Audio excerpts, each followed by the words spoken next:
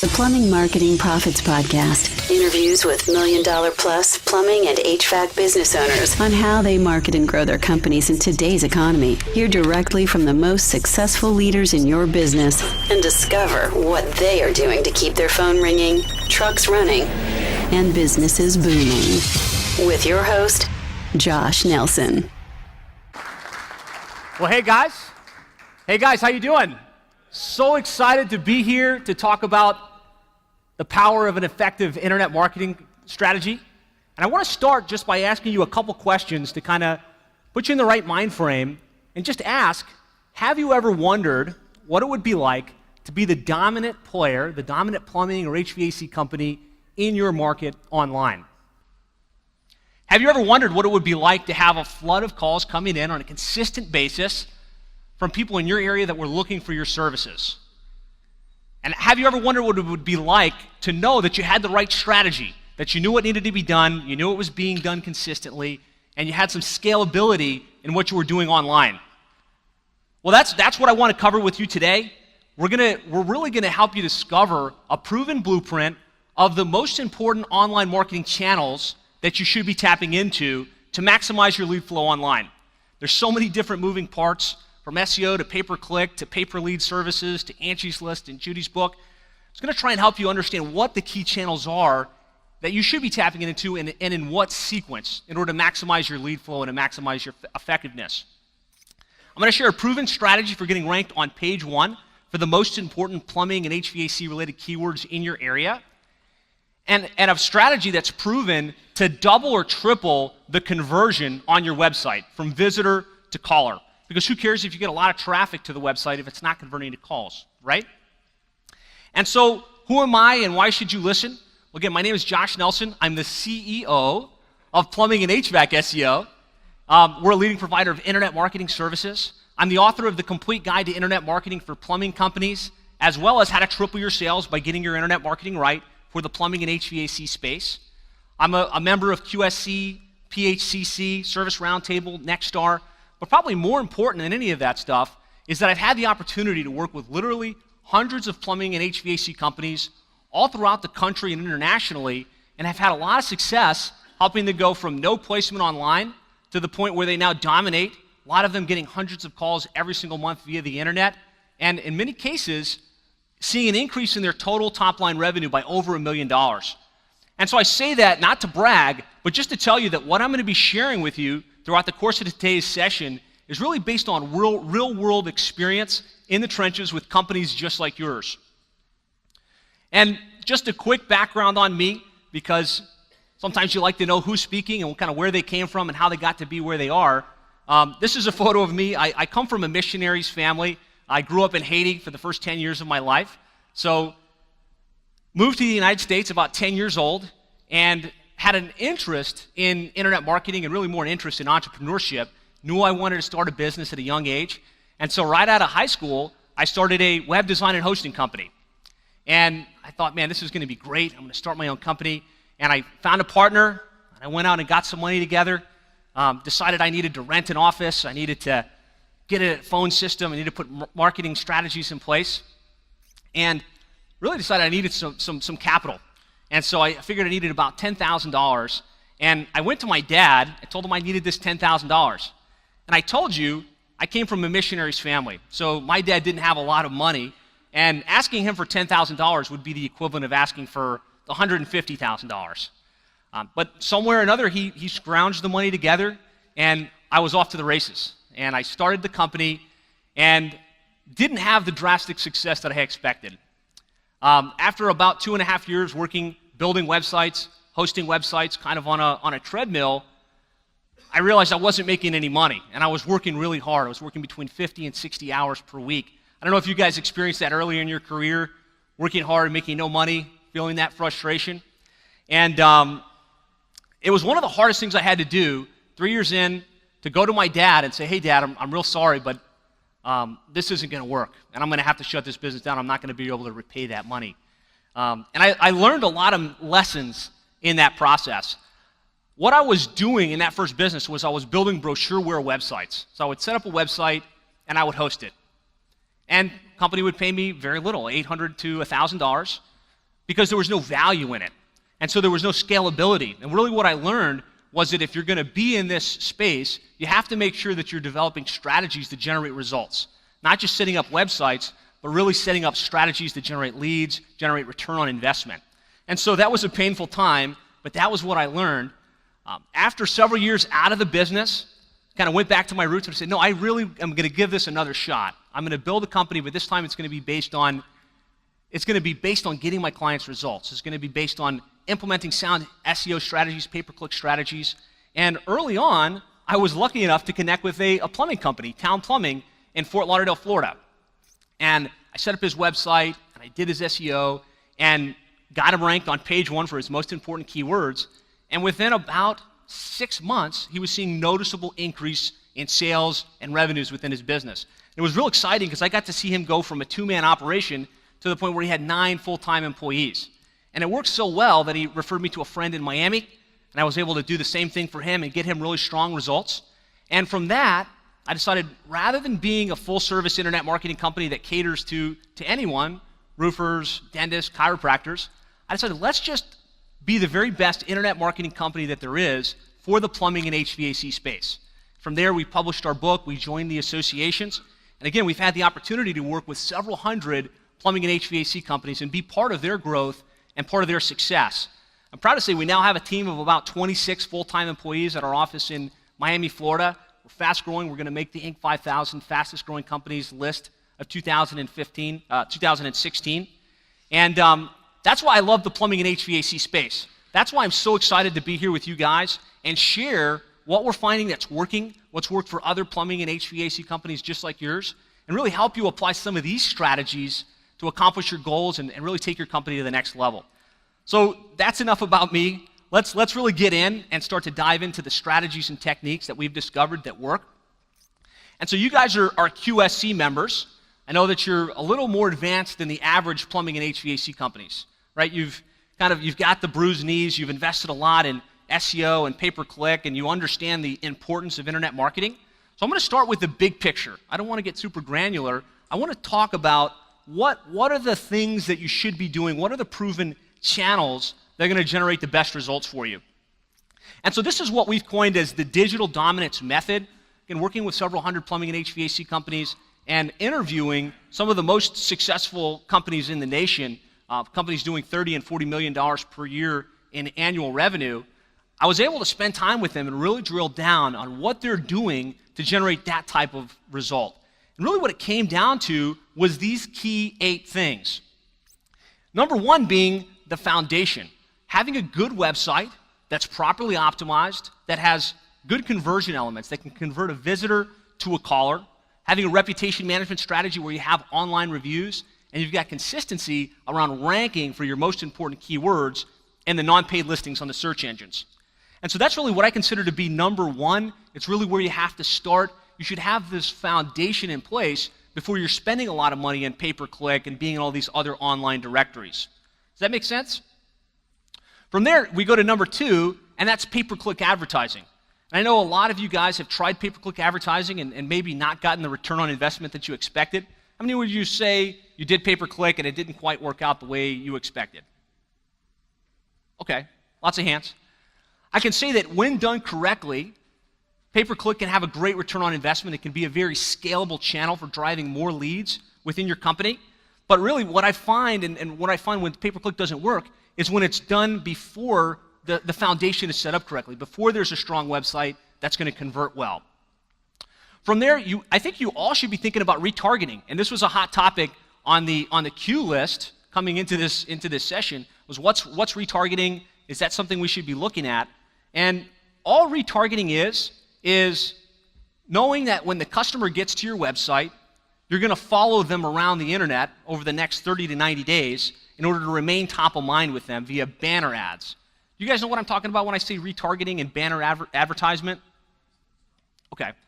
Kind of like stalking. Somebody said stalking. That's right. And the reason I think this is such a powerful opportunity is because statistically, 80 to 90% of the people that get to your websites aren't converting. So they get to the site. We know that they have a need for plumbing or HVAC services. We know that they're in your service area. That's why they're on your website. but 80% or more of them are leaving and not calling and not taking action. So retargeting gives you the opportunity to get back in front of them while they're still in that buying phase, maybe over the next 30 to 90 days. And we found it to be a very low-cost, high-impact way to really generate better results and better conversions from the visitors that are already getting to your website. Then there are paid online directory listings. These are things like Angie's List and CitySearch and YP.com and Yelp.com. When I say paid online directories, I'm not referring to just having the free listing. I'm talking about being a paid advertiser and showing up in the places where your customers are looking. And I know some of you will battle me maybe a little bit on this and say, no, Angie's List is terrible people and they overcharge. But really what this is about is being ever present in your customer's mind as they're looking for you online. And so some of them are looking on Angie's List, and some of them are looking on Yelp.com. And as you scale, right, you might not want to jump in with those, but as you scale your overall internet marketing strategy, you should be carving out some portion of your budget for those paid online directories and things of that nature. Then you want to make sure you've got a repeat and referral strategy in place, a systematic way to remain top of mind with your customers so that they remember you and so that they use you again. And there are very low cost, high impact tools that you can use to do this. Email marketing, just keeping the names and email addresses of your customers and using a system like MailChimp or Constant Contact to send an email blast at least once a month. And then believe it or not, social media has a very powerful avenue to drive more repeat and referral business. So having your Facebook, Twitter, Google+, getting your real customers, not phantom customers, but your real customers to like you, to subscribe to you.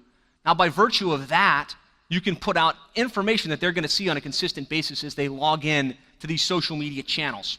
So you don't want to be ignoring social media as an effective strategy to drive more repeat and referral business.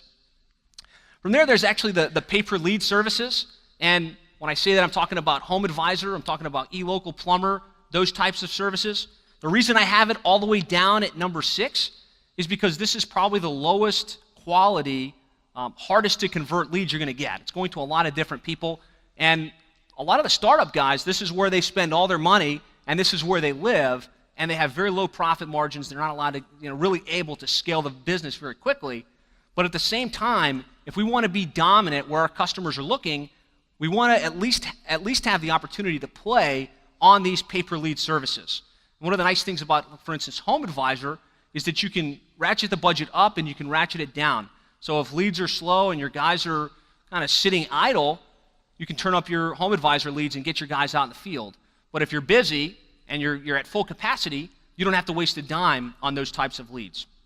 So nobody throw rocks at me. I know you don't like pay-per-lead services. I just think it's something you want to have as part of your overall arsenal. And there's something to be said for the fact that Home Advisor is in the process of doing some type of partnership with Google. We don't know exactly what the details are. It's something that's in the works. I believe there might be some tie-in to the Google Map listings being replaced with Home Advisor. That's just hypothetical. I may be completely wrong. But if that's going to happen, that's going to have a huge impact on the number of leads that you're getting if you're already ranking on the Google Map in your area. So you want to consider at least reaching out to Home Advisor, setting up an account. That way you've got a placeholder and you don't wind up 6 to 9 months behind the competition on this front. And then there's what I call social media advertising. So social media, the real power of social media is the repeat and referral aspect, relationship marketing. But there's also social media advertising, which is paying for placement on Facebook. And we all know there's tons of traction going to Facebook right now. Lots of people checking in 6 to 9 times per day. And Facebook is getting really creative with letting you hyper-target the people in your service area that meet your demographics. So homeowners that have $150,000 annual income might be the kind of person you want to reach. And this is way down my list because it's still very early in improving an ability to drive a return on investment. But if you're doing radio advertising, if you're doing TV advertising, and you're really trying to remain top of mind with your customers, for a fraction of the cost that you're spending in those channels, you could be getting those same eyeballs from the people that meet your demographics. So I didn't want to spend too much time on this, but I really wanted to kind of paint in broad brush what the big picture of your internet marketing strategy is and what you should be doing. And I would be remiss if I didn't mention number 8, which has nothing to do with digital marketing. It's offline. Everything has shifted to online, and I'm fully on board with that. But the fact is, you still need to be mailing your customers. You need to send them a thank you note, a physical thank you note after the service call. You need to probably send out a newsletter at least once a month and put an iron fence around your customers. Don't just hide behind digital. You want to be leveraging some of the old school direct mail strategies that existed as well. And what we found is that companies that are doing somewhere between 6 and 8 of these strategies are getting really strong results and seeing significant growth within your company. And so what I want you guys to do is just take a couple minutes, and you guys have a worksheet. You guys all have the worksheet. Can someone hold this worksheet up? That way, the Get Your Internet Marketing Right worksheet. And I want you to go through this. Just spend a couple minutes, and if you see something that you're doing well, and you can say, yep, we've got this on lock, put a checkbox next to it. If it's something that you're a little unclear on, and there's going to be certain things that you'd say, no, I don't even know what you're talking about, circle that, because you want to come back to it. But then you might see other things that you just know you're not doing. And maybe it's as obvious as we're not doing email marketing, or we're not tapping into social media marketing at this point. Put a star next to that. Because really what I want to come out of this session today is for you guys to have a clear action plan. I want you to be able to say, okay, when I get back to the office on Monday, these are the things I need to focus on. These are the things that I need to go ahead and put an action plan and implement. So I'll give you guys a couple minutes to work through that worksheet now. Yes? If we're already working with you, can we check all these? You can check most of them. There are a lot of you guys that are working with us, and we really appreciate your business. But not all of you are doing everything, right? You might not be tapping into our social media advertising, or you might not be doing pay-per-click advertising yet.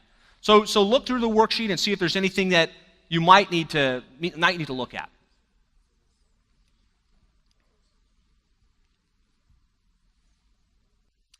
So as you're going through this, if you see things that you're not sure about, we're going to be drilling down as we go. So we'll bring a lot more clarity around some of these topics. What I found is that awareness precedes change. So until you're aware that something's not quite right, you can't change it and you can't fix it. So that's why I think this is a really powerful exercise, just to bring some awareness to where there might be some room for improvement. Okay, so we're going to come back to that. I really appreciate, I see a lot of you guys working on the worksheets, really taking this seriously. I appreciate that.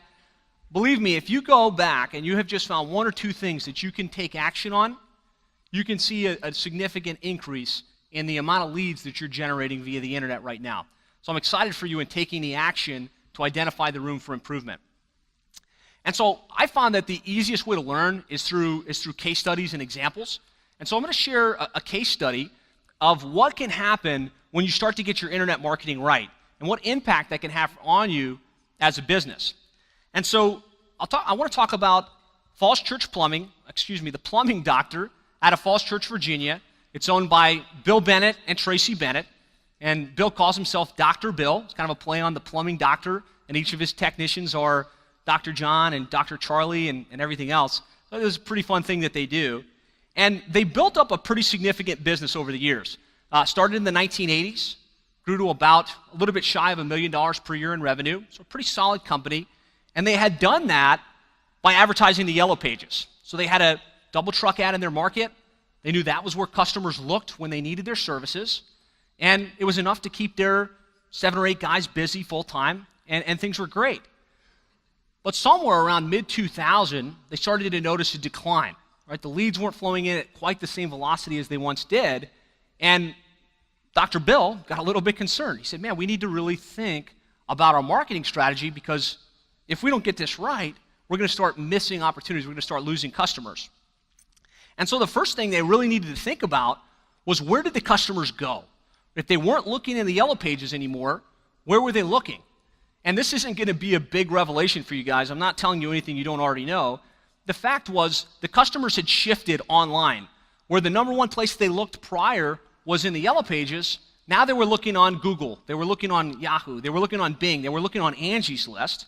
And statistics tell us almost 97% of your customers are using the internet in some form or fashion when they need your services. And so it got pretty clear that they needed to own the internet in their market. They needed to make sure they had a strategy to show up in all of those places where people looked.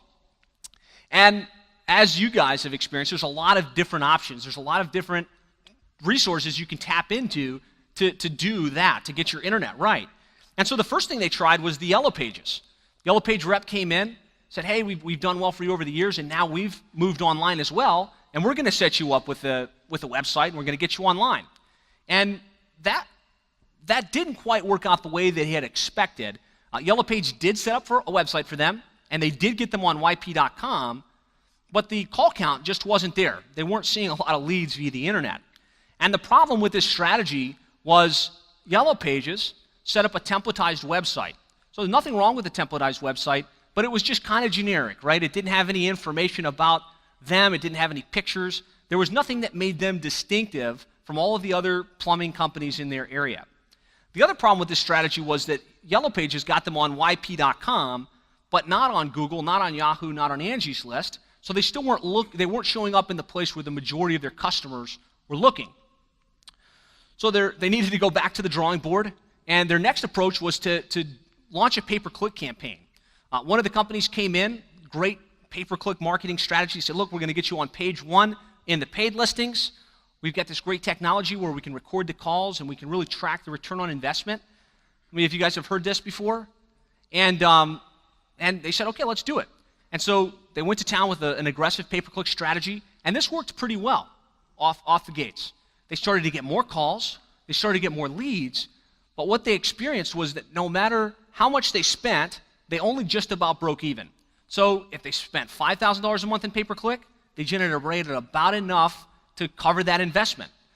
So not that that's a problem, because if you've got a good lifetime customer value and you're good at maximizing your ticket, you can still win with a break-even proposition, but they needed to replace the lead flow they were getting from the Yellow Pages back in the day, and this just wasn't going to cut it. So really, the problem with this strategy, excuse me, I jumped a slide, was that they were getting more traffic and they were showing up on Google now, but they were only showing up in the paid listings. So they were showing up here in the area along the top and along the side, and this side doesn't exist anymore, but they were showing up in that area. When the reality is the majority of the customers, almost 70%, click on the organic listings, the map listings in the area below the map listings. So they were missing the lion's share of the opportunity. The other problem was that the website was still the old Yellow Page site that was built for them, that was templatized, that was very generic, and it didn't have any of that messaging that made them stand out. So they had to go back to the drawing board, and really what they needed to figure out, and really what it all came down to, was they needed to make sure they were ranking on page 1 for the plumbing-related keywords in their service area, and they needed to make sure that their website can convert a visitor to a caller. And if you don't take anything else away from this session, you just say, okay, how do we rank better and how do we convert callers better? That's how you win the internet marketing game. So they were finally able to get their internet marketing strategy right, launched a new version of the website that had a lot of personality. So we're going to talk about the elements of conversion that will help you maximize your lead flow. But they had pictures of their team. They had online testimonials and reviews. They had messaging that was different than all of the other guys in their market, and that made them distinctive, that made them stand out. So that was the first big piece of the puzzle. And they also had their website optimized in a way that it started to rank for the keywords in their area. So when someone typed in false church plumber, false church plumbing, false church emergency plumber, false church drain cleaning, they were ranking on page 1, and they were ranking on page 1 in a variety of areas.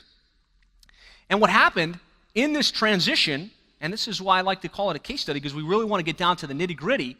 In this transition, they went from averaging 254 visitors per month to 733 visitors per month. What's more instructive is that their call count increased from 24 tracked calls on their call tracking lines to 88 inbound calls. So that's a pretty nice increase in the number of leads and the number of calls. It's about a 3-time increase. And then we implemented some of the paid online strategies. So that was just the SEO stuff. Then we got a little active with pay-per-click advertising, Angie's List, Yelp.com, and saw an even bigger bump in the lead flow and the call count via the internet. And this is just looking back from 2014 to 2016. Their call count increased from 721 visitors to 1,500 visitors.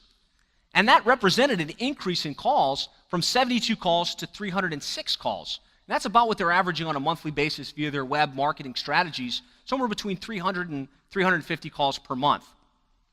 And so if we recap and we kind of look back, 2011, 24 calls, 2016, 306 calls, that's about a 12-time increase, the number of calls, the number of leads, and overall their ability to generate revenue and profitability. And what it meant for them was that they were able to grow from about $900,000 in revenue back in 2012 to $1.7 million in 2015. They were able to expand from 9 guys to 17 guys. Probably most importantly, they're able to have the confidence that they have a strategy that consistently generates leads, keeps their guys busy, and is scalable, because the paid advertising element of this is almost completely scalable. As they continue to increase their budget and as their cost per lead is in line, they can continue to drive more leads, more sales, and really expand their business. And so I just want you to think what that would mean for you. And maybe these numbers are insignificant, right? Maybe you're at a much higher level, but that's fine. I want you to think about the percentages. What would it mean to you if you could have a noticeable increase in the number of calls and the number of leads, and if you could have a consistent, scalable strategy to grow that lead flow online? And so now I really want to apply this to your business. I want to kind of roll up our sleeves and get a lot of clarity around what did the plumbing doctor do and what did all of the other companies that we've had success with do that helped them get this kind of growth and velocity, and apply this to your business. So you guys went through the worksheet, and what I want you to do right now is just go to the next page in your worksheet and pick 3 items. Of all of those online marketing strategies, all of the things that you might have checked or put a circle around, what are 3 things that you know you need to work on that can have an impact on your business? Anybody want to volunteer their 3 things? Somebody? Okay, you, sir. Oh, hold on, wait for the mic, I'm sorry. So my number 1 would be a website checkup, like meet with the people that do my website. Okay. Have like a State of the Union type of meeting with the people that do that stuff for me. Yep. Number 2 would be adding more YouTube videos. Okay. And number 3 would be more unique photos for my website. Okay. Replace all the stock photos that are on there. Beautiful. Add some There's not a personality lot, in there. but there's some. Awesome. Good stuff. One other person? Anybody want to volunteer? Okay, we got somebody over here. Jeff? Hold on. I'm sorry. Hold on for the mic. Yeah. I put better content, more frequent blogging, and then I got 2 other ones here, but a YouTube video, and then more pages for different services. Okay, great. Good stuff. And so I hope you guys all came up with 3 things, because that's why you're here, right? You're not here to hear new ideas and kind of understand what the latest things are in internet. You're here because you want real strategies that you can go back and implement tomorrow. So write that down, that way you can take action. And think about who you're going to need to work with in order to make that a reality. Maybe you don't have the resources within your company to get that done. So in that second line, who do you need to engage with? Do you need to engage with your current provider? Do you need to go with a company like us or with like iMarket or one of the other providers to review your website, to review your current online marketing? And if so, write that down. That way you can take action on it. So just diving into our worksheet, the first question we all had was, do we have a website? And that's a freebie. If you're here, you better have a website. So you can all hopefully have checked that one and say, okay, we've got that totally under control. But the second one that's a little bit more challenging to answer is, does your website show up in the search engines? And when I say that, again, I'm talking about in the non-paid listings. So are you showing up on the map and in the organic sections in the search engines? And are you showing up really for the keywords that are important? Because I'm not talking about when you type in your company name, Cloverdale Plumbing. That's not what I'm talking about. I'm talking about when someone types in your city plumber, your city plumbing, your city drain cleaning, your city water heater repair, your city sump pump installation. There's a lot of different keywords that people are typing in when they need your services. So that's what I'm talking about. Doing an in-depth review, either running one-by-one searches, or there are tools that we can connect you with where we can run a report and show you where you're at today and where there's room for improvement. But it's real important that you get clarity on where you're ranking right now to determine if there's room for improvement. And so I have a list of keywords. If you want it, just let me know. I've got a list of the most commonly searched plumbing keywords based on our research and the most commonly searched HVAC keywords. So come see me afterwards if you'd like me to get you that list of keywords. So that's the first question on your checklist. You know, nobody can check that off just yet, right? You need to do a little bit more due diligence on Monday or when you get back to the office to get clarity around this particular question. The next is your website properly optimized for search? And this is another complicated one because if you don't have a little bit of an understanding of how search engine optimization works and what that means, you might not even know how to answer that question. And so I'm not going to go into a 5-hour tirade on SEO and the 100 different variables and all of these different things. I'm just going to focus on the top 20% of the little changes you can make on your website and you can look at to determine if it's optimized correctly or not. And so there's a couple things that Google looks at to determine what any page on the internet is about. They look at the title tag, which is up here in the top bar, the H1 tag, and the content on the page. So if you look at your website and your title tag, which is that area up there, says Bill's Plumbing instead of Daytona Plumber, your plumbing company in Daytona, you're not really getting your keywords into the title. And if your H1 says, welcome to our website, instead of your Daytona plumbing experts or something along those lines, you're not making it easy for Google to understand what your page is all about. So on any page on your website, you want to look at that, the title tag, the H1 tag, and then more importantly, the content on the website, right? It has to be unique. It has to be good content. You don't want the content written just for the sake of SEO, just a bunch of gibberish with your keyword written again and again. There's got to be a balance between having your keywords in these places on the site and good, unique content that makes sense to a consumer. From there, you want to make sure that you've got more pages. The one thing I find with plumbing and HVAC companies is typically they've got a website with about 5 or 6 pages. Home, about us, our services, coupons, contact us. And if you want to rank for all of those different services that you offer, bathroom remodeling and drain cleaning and backflow installation and repair, you need a page on the website for each of those services.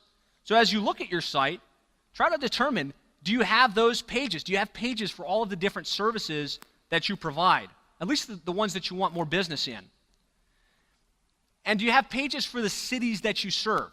We find most plumbing and HVAC companies serve between a 25 and 50-mile radius. And within their main city, there's anchor town, and then there's a lot of little cities and surrounding towns. So if you want to rank not just in your main city, so for instance in Miami, you want to rank and focus around Miami, but you also serve Kendall, and you serve Palmetto Bay, and you serve Hialeah, all those little sub-cities and sub-towns in your service area. If you want to show up and search in those surrounding towns, you need pages for those cities. And I don't want you to get ridiculous and add 100 city pages, but somewhere between 5 and 15 city pages that have a decent population, that have the good demographics that you're interested in attracting business in. You want to rank in that area, you need a page on the website specifically targeting that.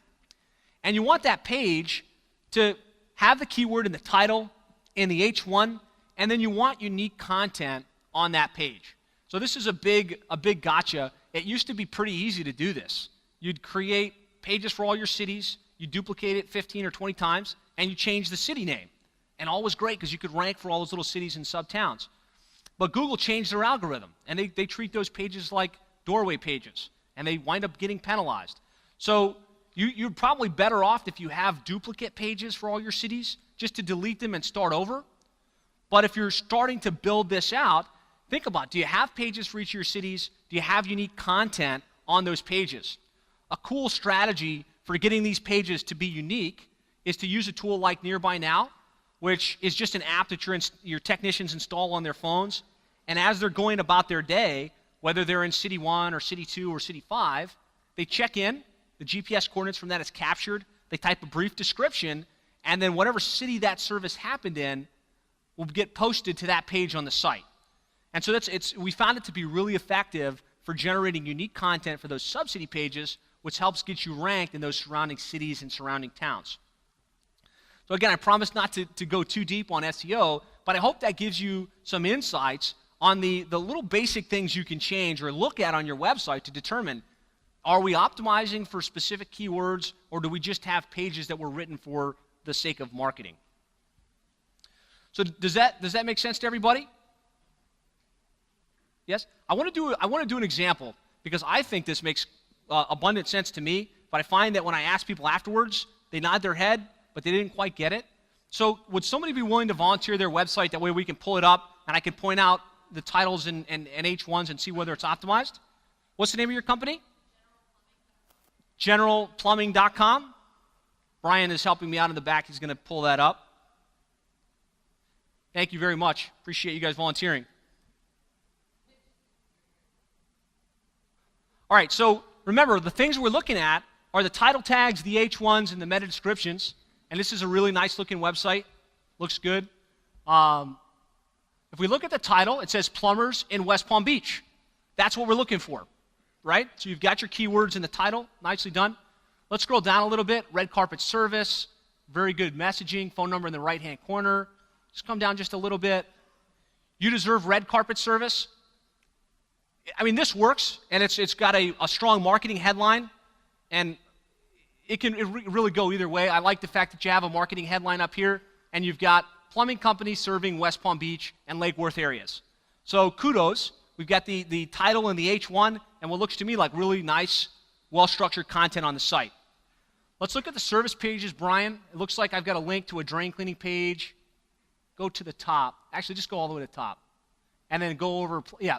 So they've got pages for each of their services. So you can do this with your website as well and say, all right, do I have a page for sump pumps if I want to do sump pumps? Do I have a page for drain cleaning? So, Brian, click on the drain cleaning page for me. Boom. And then the title, hover over the title real quick. Clog drain repair and drain cleaning services in Lake Worth and West Palm Beach. Good. You've got your keywords in the title. Might be that you've got a little too many characters in the title. You might want to move West Palm Beach because that's the anchor town a little bit further in. But, I mean, this passes all of the, is it properly optimized for search test? Drain cleaning services in Lake Worth, West Palm Beach, Florida. Excellent. Let's see if they have any city pages on this site. So go hover over Contact Us, Brian, and then Service Area. Beautiful. All right, so we've got a list of the services that we serve. Scroll down. And then we've got pages for each of the cities. So this is, in my opinion, a well-optimized website, right? Title tags, H1 tags, pages for the services, pages for the cities. Click on, click on Juno Beach for me.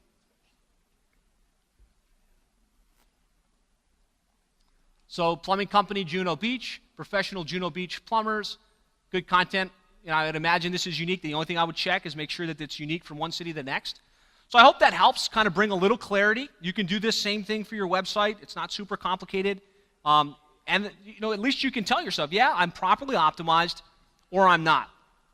So let's dive back in. And again, the keys we're looking for in optimization is pages for the services, pages for the cities, you know, keywords in the title tags, and then unique content, right? Make sure that you have unique content on all of these pages. Because if you're starting this from scratch and you don't have all these pages, it's easy to say, oh, I'm going to kind of shortcut this. I'm going to copy it from some other website. I'm just going to change the city to my city. Google is looking at the content, and they will know that you've basically duplicated a page, and you're not going to get the result that you'd expect out of this exercise if you don't write unique content. Excellent. So thank you very much for letting us use your website as an example. So what would you say is the number one thing that you can do that will have the biggest impact on the overall success or failure of your internet marketing? Anybody want to try and answer this one? Somebody, anybody? Tracking? Somebody said tracking. Anybody else? Convert visits into calls. This is really the most important thing. If you have a website that ranks for all of the keywords and it generates hundreds of visitors every single month or thousands of visitors every month, but it's not compelling and it doesn't convert a visitor to a caller, then you really haven't accomplished anything. And in most cases, there's things you can do in order to enhance the conversion of your website from visitor to caller. And so in your workbook, you have this. This is our website conversion cheat sheet. It kind of shares some of the strategies we found to be most effective to maximize conversion. And within a plumbing and HVAC business, conversion is the call, right? We all want web forms, and there's other elements of conversion, but at the end of the day, nothing happens until a phone call is generated into your office. So really what we want to optimize for is conversion. And I'm just going to spend a few minutes sharing some good ideas and tactics that you can kind of look at your website and say, do I have these elements? And if I don't, I can make little tweaks that will have a big impact on the conversion rate of my website. So the first is making sure you have your phone number in the header somewhere on your website. We find that the eye naturally gravitates when looking at a website to the top right-hand page. And so you want to make sure that you have your phone number in the header, ideally in the top right-hand corner. It's not going to hurt conversion if it's in the middle, but the fact is you want to make sure it's on the header of your website and on every page. So if you've got the drain cleaning page and the water heater page, make sure that you put the phone number up there so they don't have to scroll down or hit contact us in order to get in contact with you. Leverage personality. As I look at plumbing and HVAC companies throughout the country, in a lot of cases, these websites are extremely anonymous. There's pictures of stock photography. There's the guy with the wrench and the goofy smile, and he's kind of there. And that might look good, but it's not going to convert very well. People want to do business with people they know, like, and trust. And so using real authentic imagery, so this is Kasha Plumbing, they're members of the QSC. I don't think they're here. But you see, we get to see their smiling faces, and they seem like good guys, the kind of guys you want in your home. And to the extent that you can do that, we've split tested this, it has a huge impact on conversion. Also very powerful is having the team shot. So if you've got a big team or a small team, 5 or 6 guys or 50 guys, get a picture of the entire team in front of the vans. Put that up in the header. Again, it shows the scope of your operation, and it's going to resonate with the customer at a different level. Leverage your social symbols. So the main apprehension somebody has when they get to your website is, can this person be trusted? Are they going to show up on time? Are they going to do what they say? And so you're trying to get past any of those subconscious barriers that would prevent them from calling you. And so tapping into authority symbols, which are just company brands that they're familiar with or they might recognize, specifically the BBB, Angie's List, if you're members of QSC, things like that just help to reduce the barrier of fear that you're going to not do what you said or you're going to be a tough company to deal with. So make sure that you have those social signals on your website.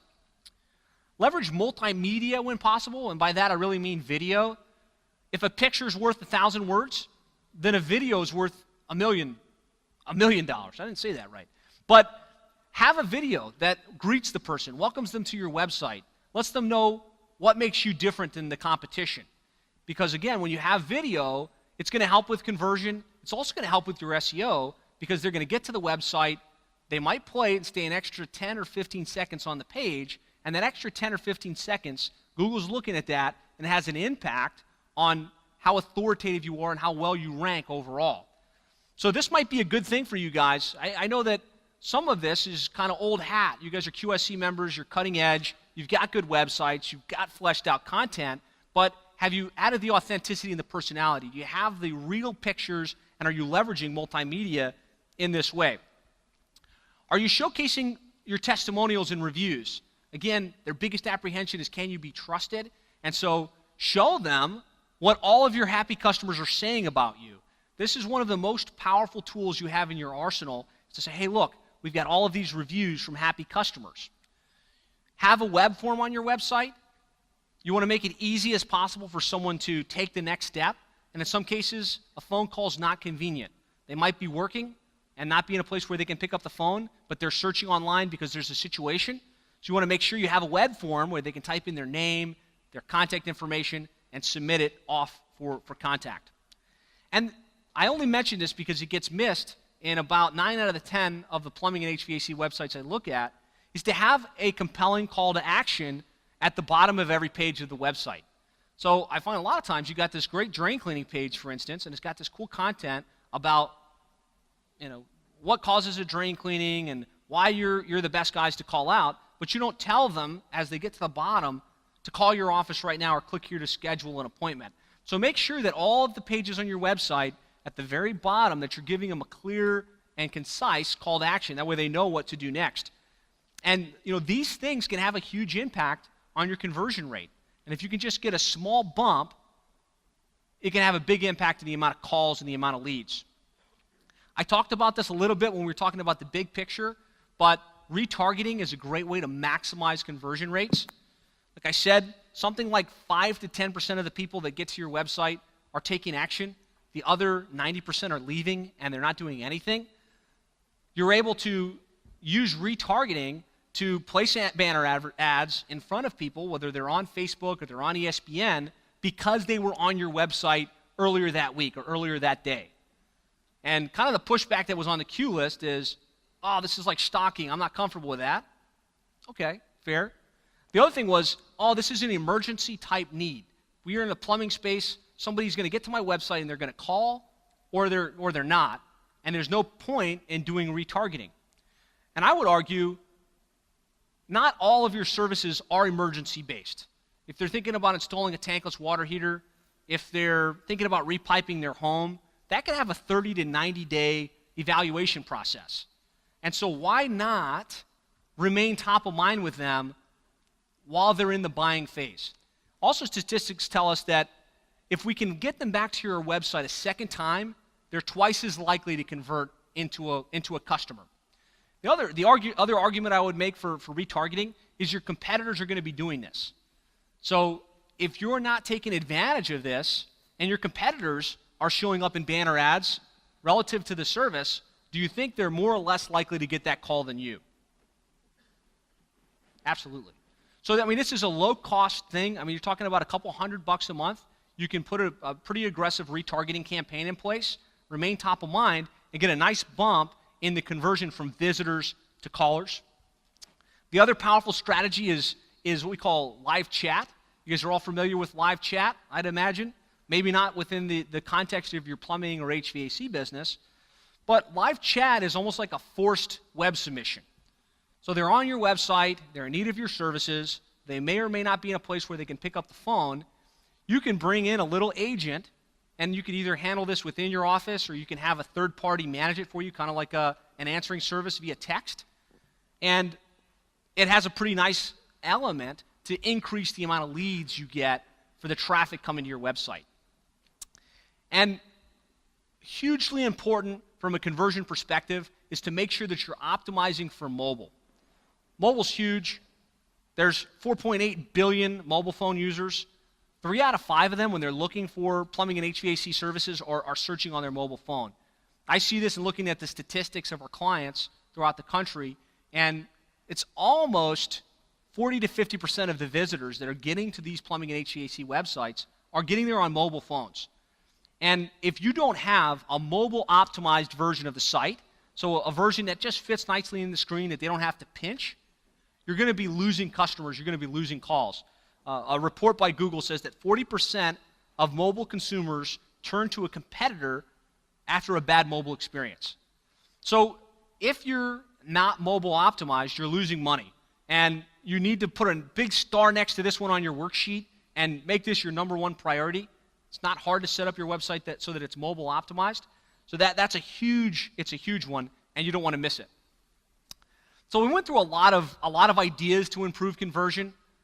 All of you guys are going to be at different levels of where you're at. Some of you have great websites. Some of you, maybe you don't have the best website yet.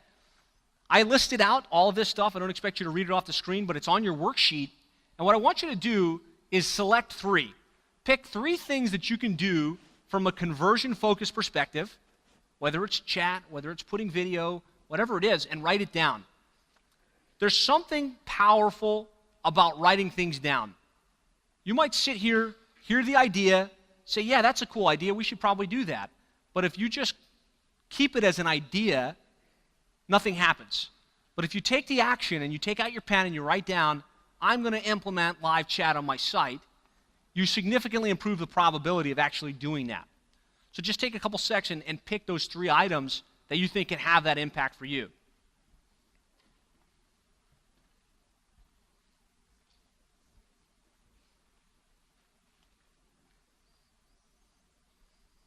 I want to pick on somebody from the back this time. That way you guys don't get all the attention. Anybody in the back want to volunteer the 3 things that they selected? Somebody, anybody? Towards the back? All right. Tina? Claim the Google listing, email marketing, and reviews. Okay, awesome. Good. Anybody else? Over here?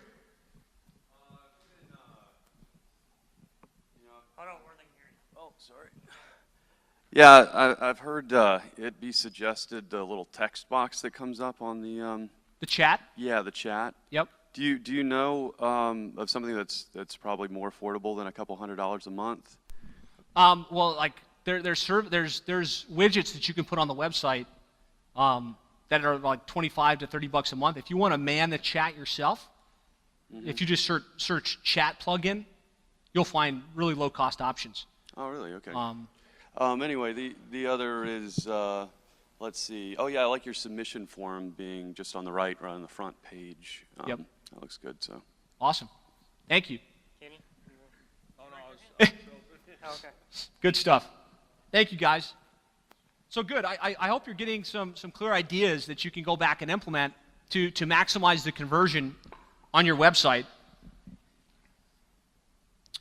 Now, the next really important element that you need to be focused on is building links and building authority.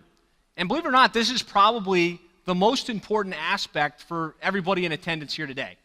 Because from what I can tell, you guys are kind of on the cutting edge. You're more proactive than the average company. You've got good websites. You kind of fleshed out the content. You got pages for your services. But in some cases, you're still not ranking where you need to rank. And so the reason that you're not where you need to be is because there's not enough authority. So the difference between ranking on page 4 and ranking on page 1 is how authoritative Google feels that website that you have is and those pages that you developed on the site. And so how do you build the authority? There's a lot of different elements, from the number of online directories that you're in, to the number of online reviews that you have, to the amount of content that you publish, the quality of the content that you put out, and at some level, the links that you have from other websites online. This is a constantly moving target. There was a time where you could just get a bunch of links and that's all that mattered, and you could rank. Google changed things up and said, no, you need to have relevant links, otherwise you're going to get penalized. So really what I want you to be paying attention to, though, is that just having a good website isn't enough. Just optimizing it on the website, like I talked about, isn't enough. You have to have either somebody on your team or somebody that you work with that's proactively creating new content on a consistent basis, proactively adding you to new directories, proactively building new links back to your website. And when I say links, I know this is kind of an abstract concept. I try and give suggestions that kind of make sense. There's a lot of low-hanging fruit link opportunities that you can tap into. And so if you were really thinking around, well, how can I get these links? All a link is another website on the internet hyperlinking back to your website.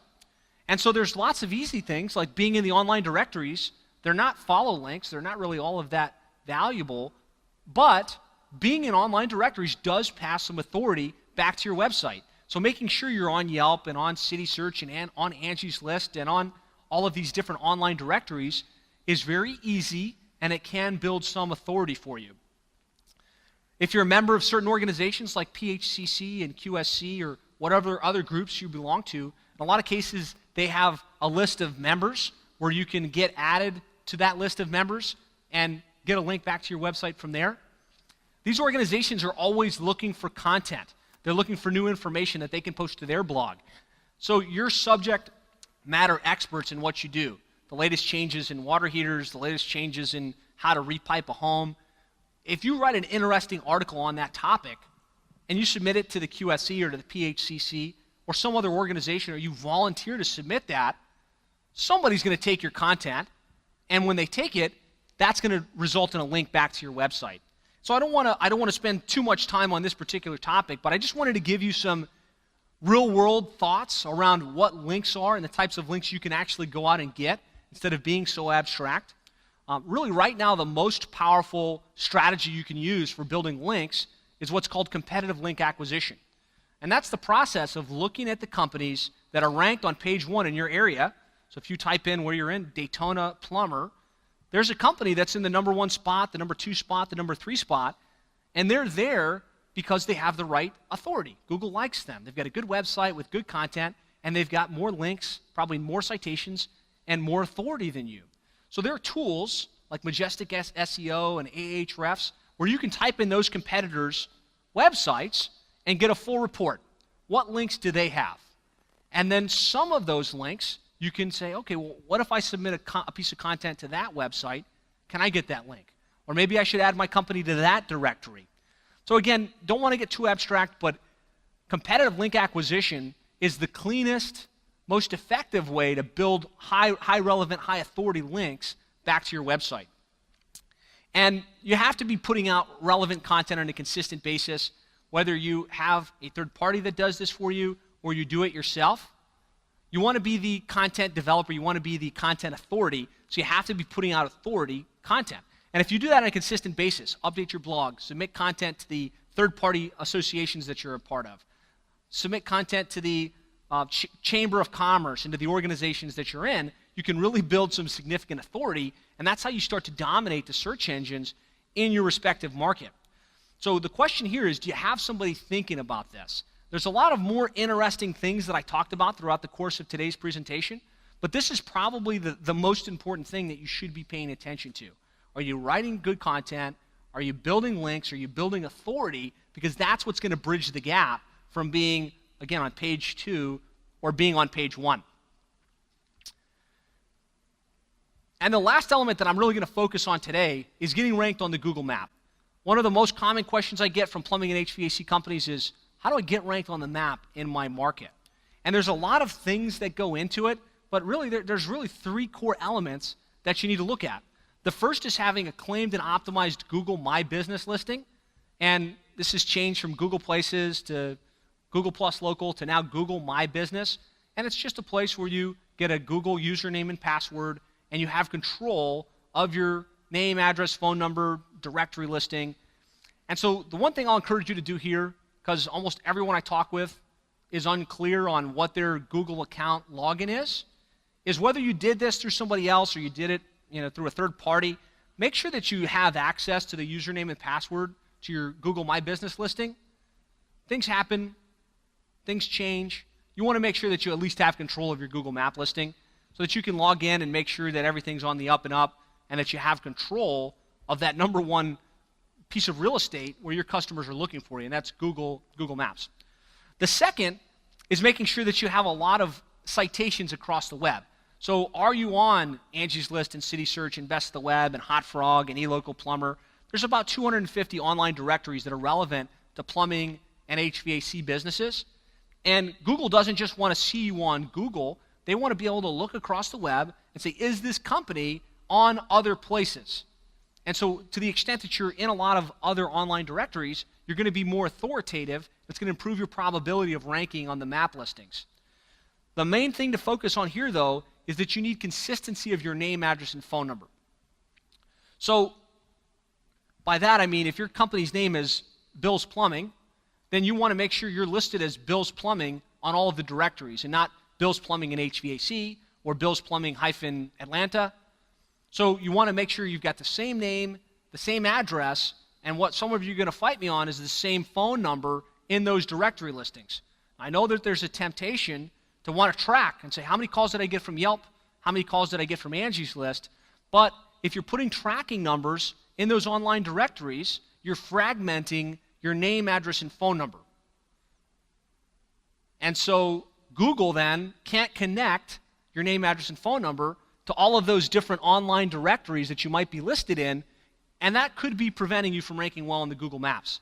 So if you're not ranking well, and you're a really large player in your market, and you know you're in all of the online directories, probably there's just a lot of misinformation in terms of how you're being referenced online, and somebody needs to roll up their sleeves, go into each one of these directories, and get it cleaned up.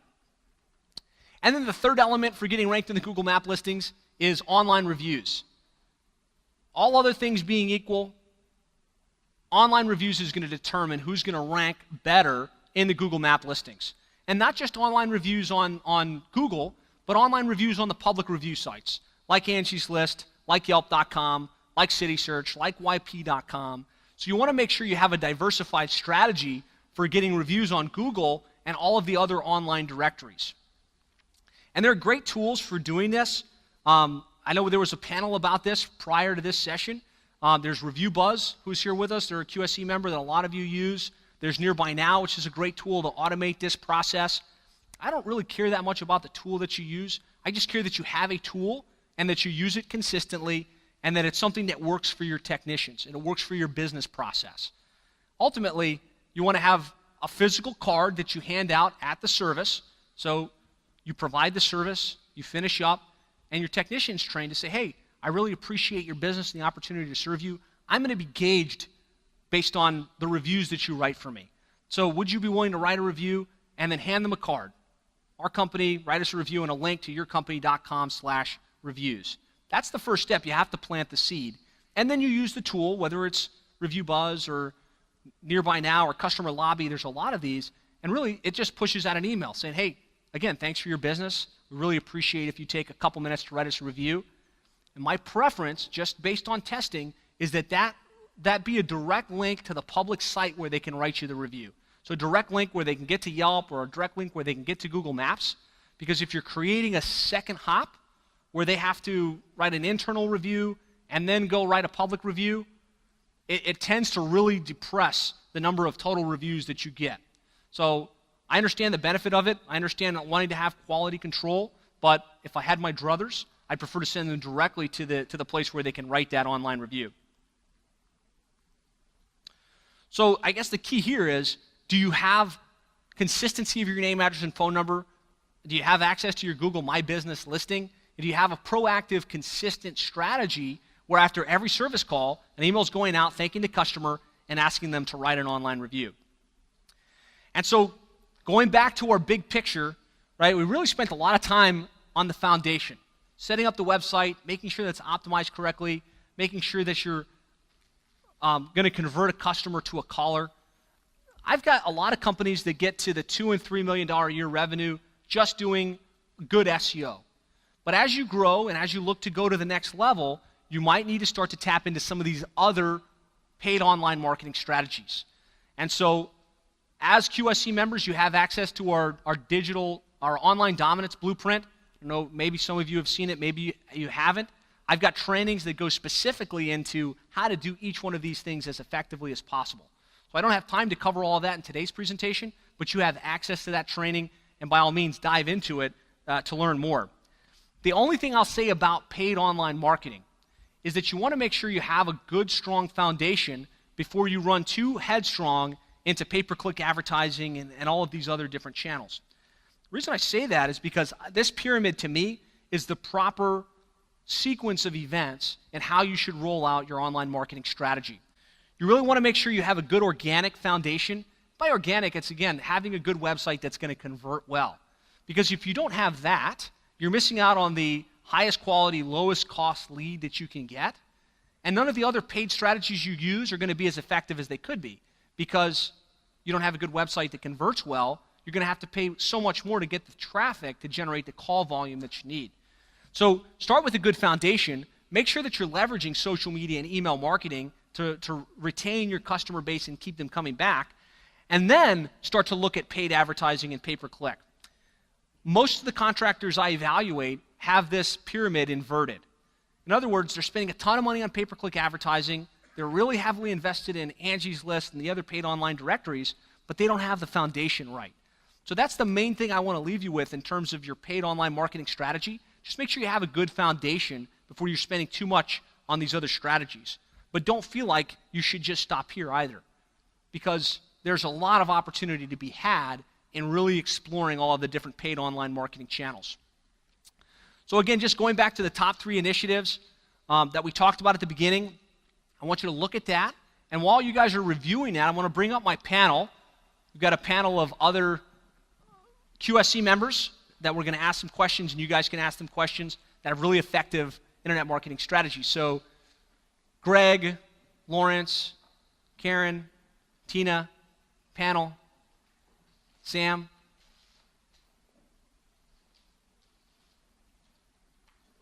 Come on up. So I'm sure you guys are tired of hearing from me, so you get to hear from the people that really matter, which is your fellow QSC members. So we'll start with Greg. Just each of you, if you could say the name of your company, who you are, the area that you serve. Greg Joyce, Schuler Service Incorporated, Allentown, Pennsylvania, northeast, or I guess I would say 60 miles north of the Philadelphia market. S&D Plumbing, we cover the Austin market, which is for us very big. We go from Waco, Texas to San Marcos, then as far east as Marble Falls, and west to Marble Falls, east to College Station, so we cover a large area. Hi, I'm Karen with Pickett Plumbing in Houston, and we cover basically the west side of town, north and south of I-10, and what we don't handle, we're going to send to Sam, because he's on the other end of 290. Tina with Ray Schaefer Plumbing, Schwenksville, Pennsylvania. The eastern side of Pennsylvania, probably halfway between Philadelphia and Allentown. You say Swanksville? Lawrence Snow with Valley Plumbing and Drain Cleaning. We handle, our service area is Salt Lake City and south to basically Provo, Utah. Awesome.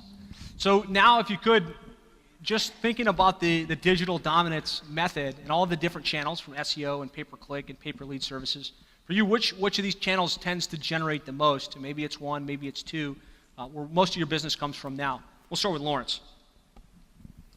I think our SEO is really starting to pick up. We do quite a bit of pay-per-click advertising as well, and it's pretty well consistent month after month. But again, our SEO is where our biggest volume and bigger paying customers are. I have to agree with Lawrence. It's the SEO, tracking all the calls that come in. We're finding that we're getting bigger bangs for our bucks with them as far as the average service ticket. Same here, SEO. Josh is also doing our social media, Facebook, Twitter, and we're not doing pay-per-click yet. We don't have that solid base, but we're getting there. We have some really good numbers from the past 3 years. You know, we're using all of them. I've got a list here because I had to ask Les, what are we doing? I don't have a lot. I hand it over to Josh and say, make sure it's done. And we're using, the reviews are working real well for us. We're letting Josh handle everything. I'll leave it at that. All right, that's good. I like that answer. Yeah, it seems like the common denominator here is SEO. That's certainly our number one lead generator. The reviews, obviously, and Nearby Now certainly is huge for us. The reviews are key, and that's also part of the SEO that Josh and his team does. Awesome. So I don't want to beat a dead horse on the review topic because that was already covered in the last session. But one thing I wanted to drill down on is you guys all have a lot of online reviews. You've got some good strategies in place. A lot of you use different tools. But I guess probably what's more useful for the audience is what tool do you use, but more importantly, how do you get your guys engaged in using the tool? How do you get the team involved in that process? Because that seems to be the critical factor between the companies that actually get results with reviews versus have the tools but don't really get the results. We'll start with Greg this time. What we do with the reviews is not just to leave behind cards, but the spiffs as well with the reviews. So every Wednesday mornings during our training sessions, which is an hour every Wednesday morning, we usually start off with the reviews and read them out aloud and sort of like as a cheerleader type of a situation. And then we just reward them with this $10 cash reward for each of the reviews that they get online. And seems to be working quite well, so we get at least, we average 3 or 4 per week between all the different areas of reviews, which are then come through I guess is that Bird Eye, the reviews get collected and then be, put up on our site. So I think by just using the spiffs, it really helps out because it's just an incentive to do the leave behinds and even mention to the customer, certainly a happy customer after we're finished, that doesn't hurt to get on and express how they feel about our services. And it seems Awesome. to work well. So engaging the guys, getting them involved in the training process, spiff, powerful. We're using the same program. The spiffs are great. My job is every Tuesday afternoon I have to go to the bank and get an envelope full of $5 bills. So they really enjoy the cash floating around for the reviews, and so they push really hard. It's part of the incentive-based pay. It's part of the making them accountable for their customers. The spiff part works really well for the reviews. Nice. Cash money. Cash money's good.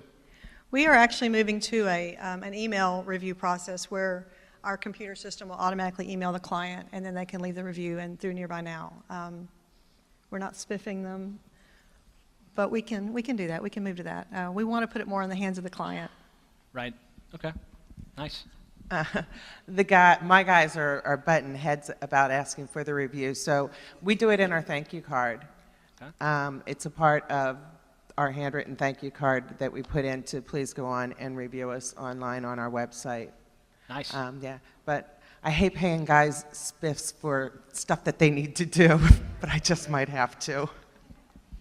I think just ditto what everybody says here. The only thing we don't do at this point is pay cash, but it's a great idea. We put it in a fund, list the fund up on our big board, and on that big board they know exactly how much money's in the account. They want to go buy a pair of shoes or boots or tools and stuff like that. They can do that. Great. I'm gonna open up to you guys here in a second. So start thinking about any questions you might want to ask them as opposed to myself. So while we go, there's a lot of moving parts to internet marketing, right? All of these different things, but really at the end of the day, you want to make sure you have tracking in place to quantify whether all of this stuff is working or not. And so tracking might be analytics, it might be keyword tracking, it might be calls, it might be using Service Titan. Just talk to me a little bit about how you guys track, if you're comfortable explaining, how you track the return on investment for your internet marketing. We'll start over here with Lawrence. Our computer system tracks that for us. And again, we have tracking telephone numbers, and so each telephone call, if the customer doesn't know where they found us, we were able to go back into those telephone reviews, or whatever it is, the different sites we have where the telephone number came from, and find out where that customer got our information from. Then we put it in the system, and we print out a report that says, here's our return on our investment. Nice. So it's more for you the accounting data than the call data. Good. Right now my software doesn't do it, so that's why I'm switching softwares.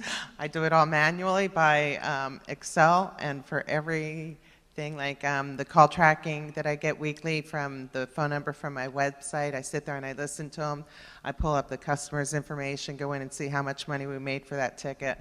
And then just any other stuff we do, it's all on a spreadsheet, which helps me. I put in how much I paid for it and what we got in return for it. Our call tracking, we ask every caller, where'd you get our phone number today? We can do reports based on where the location found us or where the job source found us. Right now I have 6 different www ad sources, and Google's our largest one, and with an increase of over 50% in the past 3 years since we've been using Josh just for the Google source.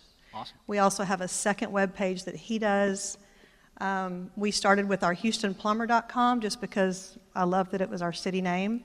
And Josh's website has far surpassed that one in less than 3 years. Great. Thank you. In the last roundtable discussion, we had a segment that talked about delegators. I'm really good at that, so I'll pass the mic over and say that what we're doing works. I collect the check every month, and don't worry about that detail. Sorry, I wasn't absolutely prepared for that one. That's fine. It's funny, this came up because it was one of our goals that we set before we came here, to track it more accurately, to more on the revenue side. because at the moment, within our scripts for the CSRs, they ask, how did you get our phone number today? And at that point, it just becomes too cumbersome, too many calls to review. So we did call rail through Josh's firm, and that would be a weekly report that we get through call rail. But that's basically just giving us the amount of calls. So we really wanted to turn it over to our software, which is Service Titan, and that's one thing we're working on just previous to this meeting is taking the call rail and then transferring over to the Service Titan, and then that way we could track the revenue per each of the 30 some odd numbers that we use for the different marketing, pieces that we do. Good stuff. Great. Any questions from you guys for the panel? Frankie's got a question. Okay, so I post to my business on the on Hootsuite for Facebook, the business page, and that goes to Twitter and to LinkedIn at the same time. Is that better than just posting on one site, or should I post individually on each one of those as opposed to going to one and then that one branches to the rest of them? Do any of you guys want to answer that, or you want me to answer it? Go ahead. I mean, it's always better to use. It would be better to post something different on Facebook than Twitter because it's a little bit different audience. I think for the purposes of plumbing and HVAC companies, it really doesn't make that large of a difference, and you're better just to get it done, set it up on Hootsuite, do your post, and push it out. So you don't have to overthink it because the return on investment is not going to be that significant doing a custom post on Twitter versus Facebook. My question is, our customer base is pretty much we service older Generation X to baby boomers. And the thought that the baby boomers and the millennials are the largest generations, what's the thought moving forward that when the X's get older, their generation's smaller, and the ones that are the millennials now, is there any thought of how you're going to target, or is there a way to target millennials now since most of them live on beaches and eat seaweed? Are they going to be buying houses, or are they going to be renting? Is there any thought in that coming up in the future? The demographic shift, I'm sure you guys have thoughts on this. I would say strictly start with making sure that your site is mobile compatible. And from there, who knows what's going to happen in the next 5-10 years. It's going to change. But definitely mobile compatible where they can reach you, because if they have a toilet, they need you. The millennials are still going to buy homes. Don't think they're all just going to rent homes and, Anybody else want to chime in on the demographic shifting? Okay, we got a question back here. Yeah, I wonder if anybody's had any problem with Home Advisor kind of hijacking your website. Now, I used to use Service Magic, and I haven't since they changed their name to Home Advisor. I haven't signed up for that.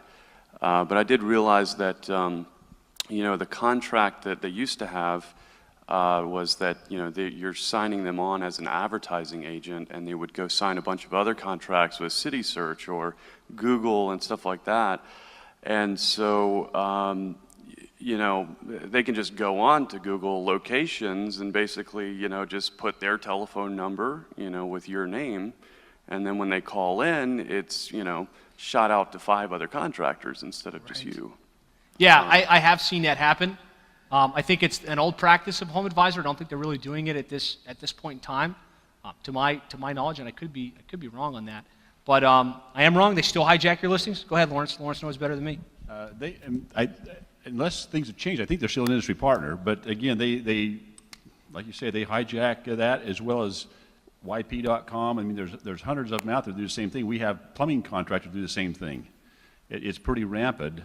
On the Home Advisor type of thing, for us, that's what started our business. And we still, until just recently, have done extremely well. It's been one of our lowest cost lead sources out there until recently. You still want to be real careful. You don't want Home Advisor hijacking your listings.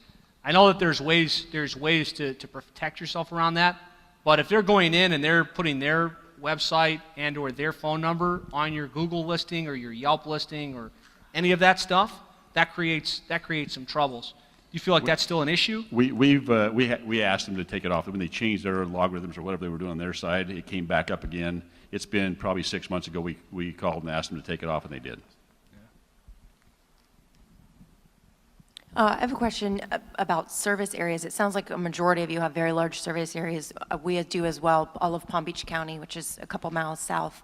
How do you optimize the keywords and the city pages and things like that, where our office building is not in one of the great major cities? It's in a smaller city. Mm-hmm. So how do you do the keywords when you want a major West Palm Beach instead of Green Acres or something smaller?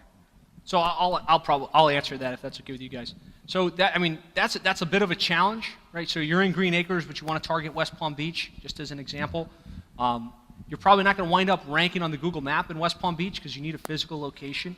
But if the majority of your customer base, and it's kind of the anchor town, is West Palm Beach, then you want to build your website around West Palm Beach. So the home, about us, our services, those are going to say West Palm Beach, plumber, plumbing service, kind of like I saw on your site.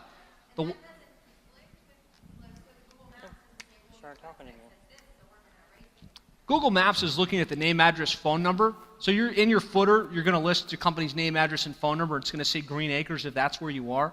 So as long as Google can spy to your website and get that data to be a match, you should be okay. And the way you target those surrounding cities is to have pages for each one of those with unique content, the right title tag, H1 tag content, use Nearby Now to create heat map data for those pages. And then you have to do some link building and some authority development to get those city pages to rank well in search. So the keyword, Lake Worth plumber, West Palm Beach plumber, that's where your city pages come in? Yep. Okay. Exactly. Good question. Any other questions? Well, thank you guys for my panel. I really appreciate you joining me. Clap. Thank you. So really all I want to close with, I want you guys to, oh my goodness, my thing went all the way back. I just want you guys to look at your worksheet and go back to the top 3 things. I want you to walk away from this session with a clear action plan on what you're going to do and what you're going to change. And if you need help, if you'd like to have somebody that can look at your rankings with you, help you implement these strategies, help you make sure you're doing that right, that's what we do. That's kind of our specialty. So we'd love the opportunity to talk with you. Really appreciate your time and hope you got value from today's session. Thank you. The Plumbing Marketing Profits Podcast. Interviews with $1 million plus plumbing and HVAC business owners on how they market and grow their companies in today's economy. Hear directly from the most successful leaders in your business and discover what they are doing to keep their phone ringing, trucks running, and businesses booming. With your host, Josh Nelson.